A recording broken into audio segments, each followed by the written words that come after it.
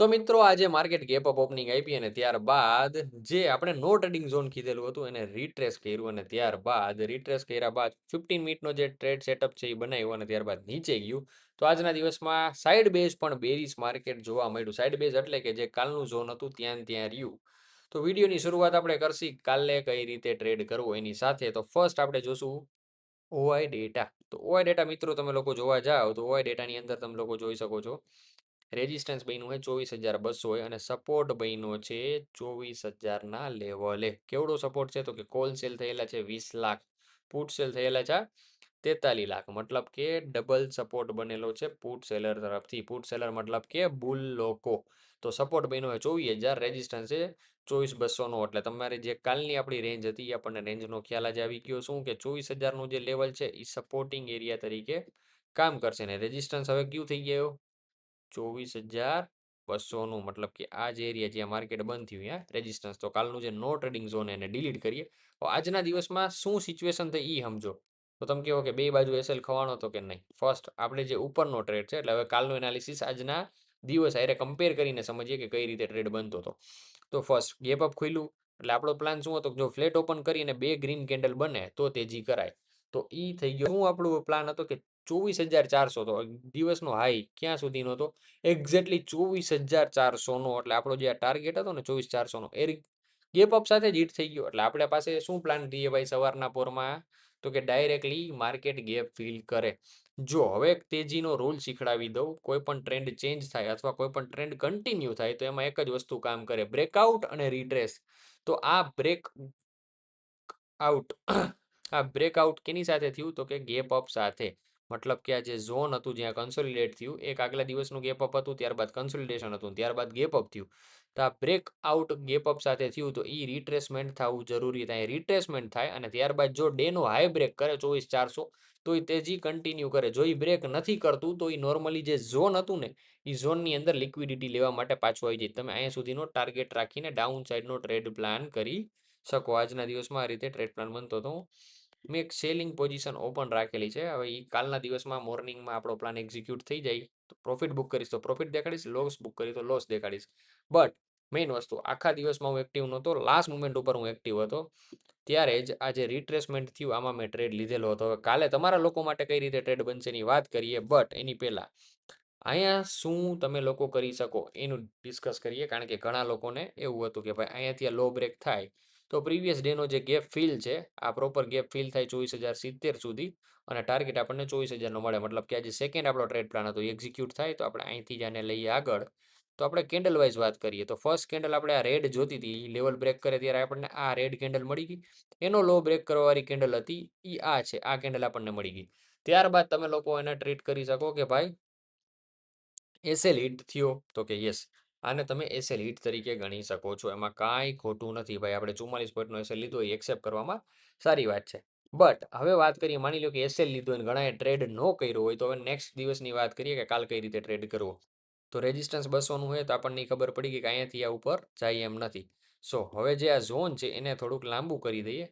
Intraday base ઉપર ઘણા લોકો મે બી પુટ કેરી ઓન કરીને આવ્યા છે અથવા કોલ સેલ કરીને આવ્યા છે. એ લોકોનો ટ્રેડ પ્લાન આવો હોઈ શકે કે જેને 200 રેઝિસ્ટન્સ બનાવ્યું હોય. જે રેઝિસ્ટન્સ બન્યું હતું કેના બેઝ ઉપર બન્યું હોય બધાએ પોઝિશન સેલો કરી હોય તો જ ને. તો જે લોકોએ કોલ સેલ કરેલા છે એ લોકોને ચોખ્ખો અહીંયા પ્લાન એવો હોય કે આ જે રિટ્રેસમેન્ટ થયું તો ડેનો જે હાઈ હતો મતલબ કે આગલા દિવસનો ઓઆઈ ડેટા એનો એસએલ રીએ મતલબ કે 300નો એસએલ રીયામાં અને એન્ટ્રી બની હોય એક્ઝેક્ટલી આ રિટ્રેસમેન્ટની રેડ કેન્ડલમાં કે ભાઈ આજે આખા દિવસનું રિટ્રેસમેન્ટ કર્યું અને ત્યારબાદ આ ફોલ સ્ટાર્ટ થયો હતો. એને ટાર્ગેટ સિમ્પલ હોય કે ભાઈ જે સપોર્ટ લેવલ આવે ને તો 200 પોઈન્ટ કમાઈ 100 પોઈન્ટ હારીએ તો 1:2ની સાથેનો ટ્રેડ બન્યો હોય. બટ હવે કાલના ઇન્ટ્રાડેની વાત કરું તો કાલના દિવસમાં મને દેખાય લિટલ બીટ ગેપ ડાઉન અથવા ફ્લેટ ઓપનિંગ.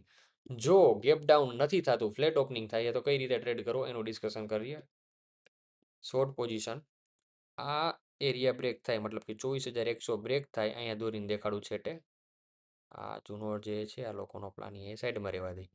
તો એસએલ રી એક્ઝેક્ટલી 100 પોઈન્ટનો મતલબ કે 24,200નું જે રેઝિસ્ટન્સ છે. સપોર્ટ બ્રેક થાય કેટલાનો માઇનર મતલબ કે ઝોન સપોર્ટ 24,100નો. તો ટાર્ગેટ આપણે રહ્યા ફર્સ્ટ 24,000 અને ત્યારબાદ 1 આવર ટાઈમ ફ્રેમમાં આપણે એક નીચેનું લેવલ માર્ક કરીએ એક્સ્ટ્રા. બરોબર છે.